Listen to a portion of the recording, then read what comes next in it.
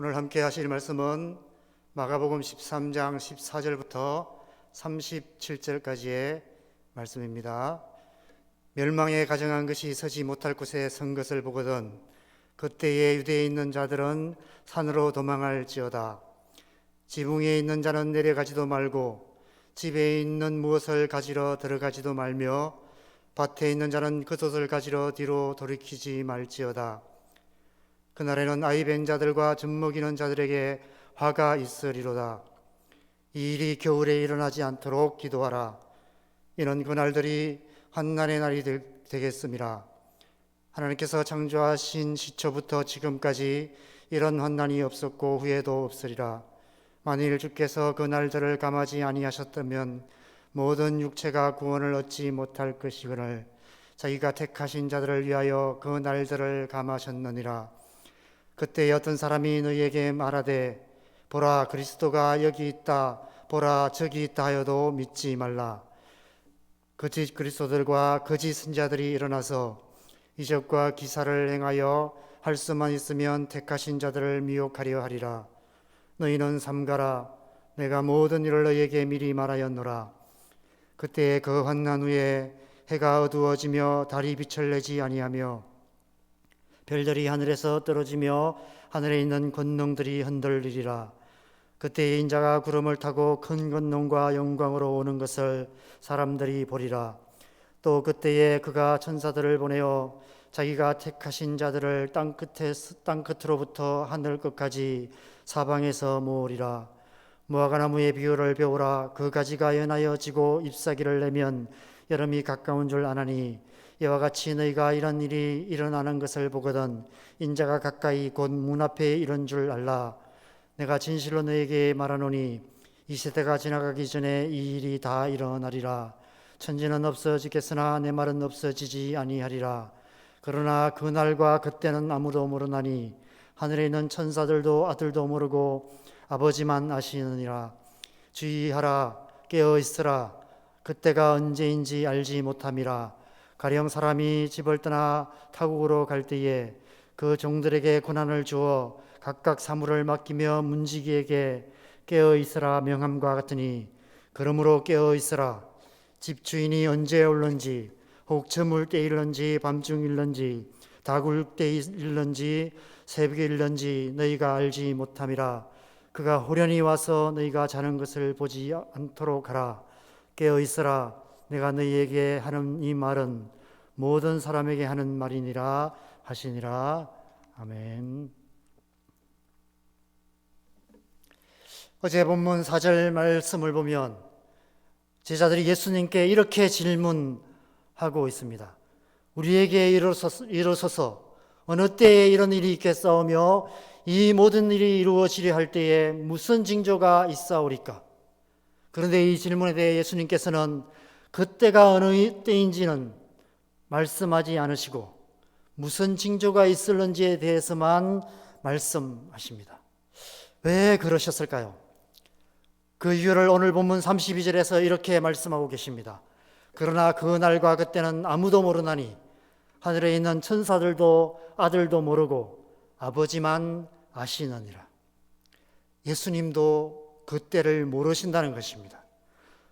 오직 하나님만 아시기 때문에 예수님도 우리에게 말씀해 주실 수가 없다는 것입니다. 왜 그날과 그때는 오직 하나님만 아실까요? 하나님께서 예수님에게조차도 안 알려주시고 혼자만 알고 계신다는 그런 말씀일까요? 저는 이 말씀을 묵상하면서 그런 의미가 아니라 하나님께서 우리에게 알려주시고 싶으셔도 알려주실 수가 없으시다는 그런 의미라는 생각이 들었습니다. 왜냐하면 하나님의 시간과 사람의 시간이 서로 다르기 때문입니다. 하나님의 손목시계와 우리의 손목시계가 완전히 다르다는 것입니다. 그 차이를 쉽게 설명하면 이렇게 설명할 수 있습니다. 우리의 인간의 시간 개념은 마치 흐르는 강물처럼 과거에서 현재로 그래서 또 미래로 이어지는 그렇게 흘러가는 수평적인 시간 개념입니다. 하나님께서 이 세상 모든 만물을 그리고 우리를 그 수평적인 시간 개념 속에 창조하시고 그 속에 살아가게 하셨습니다. 그래서 우리는 태어날 때부터 이런 수평적인 시간 개념을 가지고 살아갑니다. 그러나 하나님의 시간 개념은 수평이 아닌 수직적인 시간 개념입니다. 그래서 우리의 시간으로는 결코 하나님의 시간을 이해할 수가 없는 것입니다. 베드로서 3장 8절에 주께는 하루가 천년 같고 천년이 하루 같다라는 말씀은 하나님의 시간과 우리의 시간이 그처럼 전혀 다른 의미라는 말씀인 것입니다. 여러분, 이 세상 사람들이 하나님께서 6일 동안 천지를 창조하셨다는 말씀에 아멘하지 못하는 이유가 무엇입니까? 바로 수평적인 시간 개념을 갖고 있기 때문에 그렇습니다. 별로 하는 일도 없이 후딱 가버리는 일주일이라는 이 짧은 시간에 어떻게 온 우주 만물을 다 창조할 수 있다는 말인가? 과학자들은 우주의 나이를 수십억 년이라고 하는데 성경은 겨우 몇천 년이라고 하는 것이 과학적으로나 이성적으로 정말 말이 되는 이야기인가? 성경은 정말 비과학적인 신화일 뿐이다 라고 생각할 수밖에 없는 것입니다. 그러나 하나님의 시간은 인간의 시간과는 다릅니다.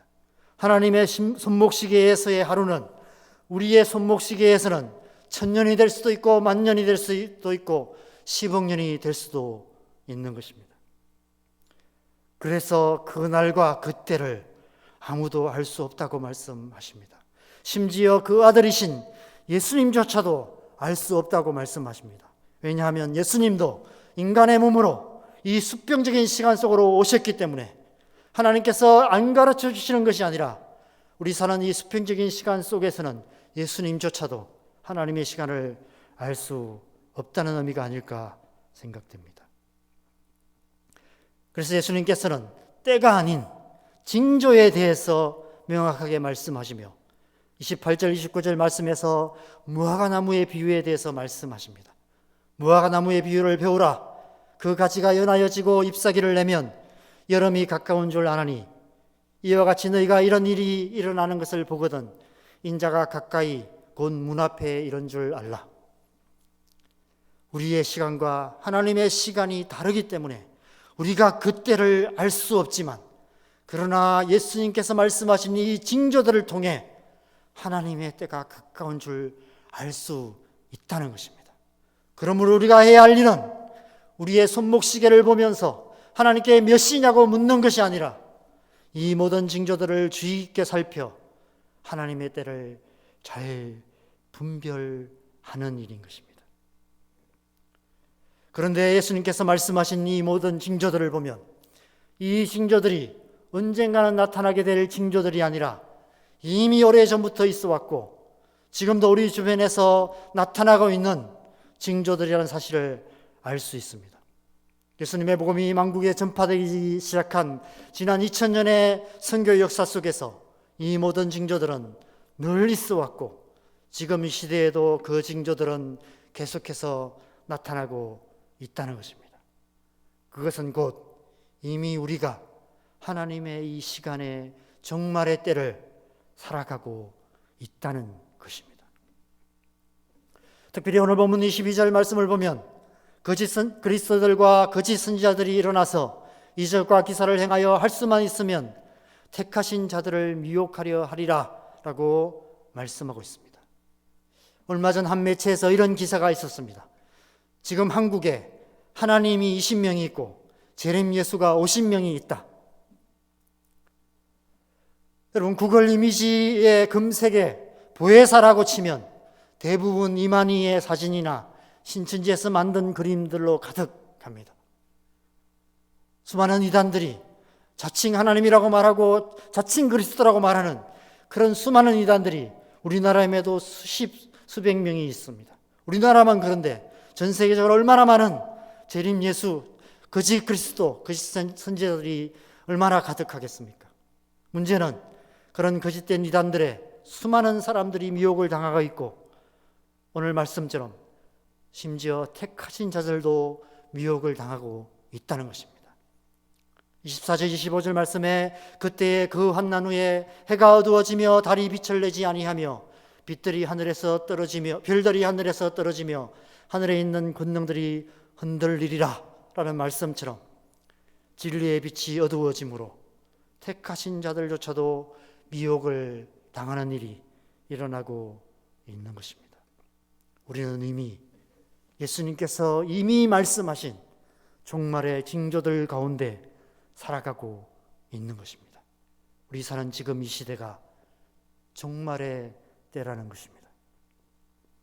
그러므로 중요한 것은 하나님의 택하신 백성으로서 우리는 이 종말의 때를 어떻게 살아야 하는가라는 것입니다. 그래서 23절 말씀에서 예수님께서 이렇게 말씀하고 계십니다. 너희는 삼가라. 내가 모든 일을 너희에게 미리 말하였노라. 여기서 삼가다라는 말의 국어사전적 의미는 몸가짐이나 은행을 조심하다, 끓이는 마음으로 양이나 횟수가 지나치지 아니하도록 하다, 이런 의미가 있습니다. 쉽게 말하면 삼가다라는 것은 함부로 살아서는 안 된다는 것입니다. 마음대로 살아서는 안 된다는 것입니다. 세상 사람들과 똑같은 삶을 살아서는 안 된다는 것입니다. 모든 은행 심사를 지나치지 않도록 조심하며 하나님의 말씀대로 살아야 한다는 것입니다. 그리고 예수님께서는 33절 이후 말씀에서 반복해서 깨어 있으라 라고 말씀하십니다. 여러분, 깨어 있는다는 것이 어떤 의미인가? 신약 성경의 몇 군데의 말씀을 우리가 함께 찾아보면 이런 의미들이 있습니다. 고린도전서 15장 13절에 깨어 의를 행하고 죄를 짓지 말라라고 말씀하고 있습니다. 곧 의를 행하고 죄를 짓지 않는 것이 깨어 있는 것이다 라고 말씀하시는 것입니다. 고린도전서 16장 13절에는 깨어 믿음에 굳게 서서 남자답게 강건하라 라고 말씀하십니다. 믿음에 굳게 서는 것, 그것이 깨어있는 것이다 라고 말씀하고 있습니다. 에베소서 6장 18절에는 모든 기도와 간구를 하되 항상 성령 안에서 기도하고 이를 위하여 깨어 구하기를 항상 힘쓰며 여러 성도를 위하여 구하라 라고 말씀합니다. 기도하기를 힘쓰는 것, 그것이 깨어있는 것이다 라고 말씀하십니다. 골로새서 4장 2절에도 동일하게 말씀하고 있습니다. 기도를 계속하고 기도에 감사함으로 깨어 있으라. 마지막으로 계시록 16장 15절에 보라, 내가 도둑같이 오리니 누구든지 깨어 자기 옷을 지켜 벌거벗고 다니지 아니하며 자기의 부끄러움을 보이지 아니하는 자는 복이 있도다 라고 말씀하고 있습니다. 예수님께서 우리에게 입혀주신 이 믿음의 옷을 잘 지키는 것이 깨어있는 것이라고 말씀하고 있는 것입니다. 사랑하는 여러분, 지금 우리는 예수님께서 말씀하신 이미 그때를 살아가고 있습니다. 이미 시작된 종말의 때를 살아가고 있습니다. 그래서 지난 월요일 새벽에는 부활신앙이 필요하다고 말씀하신 것처럼 오늘 새벽 말씀을 통해서는 우리에게 종말의 신앙에 대해서 말씀하고 계십니다. 종말 신앙으로 은행 심사를 조심하며 깨어 의를 행하며 믿음에 굳게 서서 기도하며 예수님께서 우리에게 입혀주신 믿음으로 말미암는 의의 옷을 잘 지켜 우리를 미혹하는 모든 이단의 괴계 앞에 벌거벗은 부끄러움을 당하지 않는 삶, 그런 삶을 살아야 한다는 것입니다. 그래서 주님 다시 오시는 그날에 우리를 위하여 예비하신 하나님의 복을 받는 우리가 되어야 된다고 주님 우리에게 말씀하고 계시는 것입니다. 오늘 이 말씀을 우리의 마음에 새기셔서 오늘 하루도 그리고 우리의 하루하루의 삶을 종말 신앙으로 모든 은행 심사를 조심하며 깨어 기도하며 의를 행하며 믿음을 굳게 지키는 그런 아름다운 삶을 살아가는 복된 삶을 살아가는 저와 여러분 되시기를 주님의 이름으로 간절히 축원합니다. 기도하시겠습니다. 하나님 아버지, 우리는 이미 주님께서 말씀하신 그때를 살아가고 있습니다. 우리는 주님께서 이미 우리에게 말씀하신 그 종말의 징조들 가운데 오늘 하루도 살아가고 있습니다. 그래서 하나님, 오늘 하루 우리의 삶이 종말의 신앙으로 믿음을 지키며 깨어의를 행하며 기도하며 흔들리지 않는 믿음으로 부끄러움 없는 삶을 살아가는 그런 삶 되기를 간절히 소망합니다. 하나님, 우리를 주의 성령으로 충만케 하셔서 오늘 하루도 믿음으로 승리하는 삶 살아가게 하여 주시옵소서. 그래서 우리의 삶 속에 주님의 뜻을 온전히 행함으로 말미암아 마지막 때에 주님 약속하신 복을 받는 그런 복된 삶, 아름다운 삶을 살아가는 오늘 하루 될 수 있도록 축복하시고 함께하여 주시옵소서. 이 하루의 삶을 주님 앞에 올려드립니다. 감사와 찬양을 드립니다. 예수님의 이름으로 기도합니다.